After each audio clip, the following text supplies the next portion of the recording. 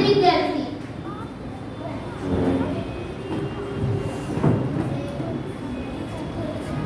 ठेवतो मोबाईल आणि काय आर्या परत मोबाईलवर शॉपिंग करणार आहे का? हो आई बघ ना, हा फोन फक्त 999 रुपयात सांगतोय. किती छान छान फोन आहेत. अगं पण एवढा स्वस्त?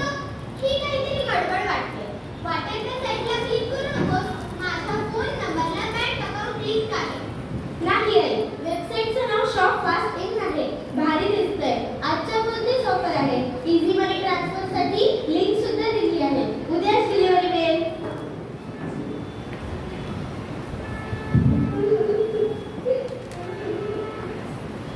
काय झालं गं? आई, माझा फोन पण नाही आला आणि पैसे पण गेले. ती वेबसाईट खोटी होती आणि आता आपले खाते लॉक झाले. काय झालं आर्या? काही नाही रे. हिने फेक वेबसाईटवरून फोन ऑर्डर केला होता. पण आता आमचे खाते लॉक झाले.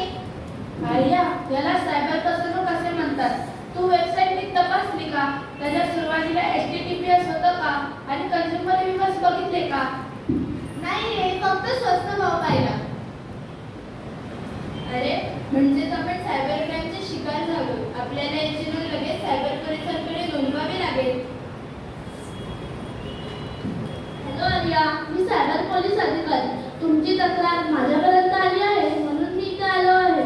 मुलांना ऑनलाईन व्यवहारात पैशांची फसवणूक झाली आहे म्हणून मी ते सांगतो ते लक्ष देणार आहे का? वेबसाईट तपासा. यातील HTTPS आहे की बघा. यातील SS सिक्युरिटी सेलसाठी असते. याचा अर्थ व्हेरीफाईड साईट म्हणजे सायबर गुन्ह्यांपासून सुरक्षित. संशयास्पद लिंकवर क्लिक करू नका. OTP पासवर्ड कोणाला सांगू नका. फक्त अधिकृत ॲप्स वापरा. काही तक्रार असल्यास सायबर हेल्पलाईन 1930 वर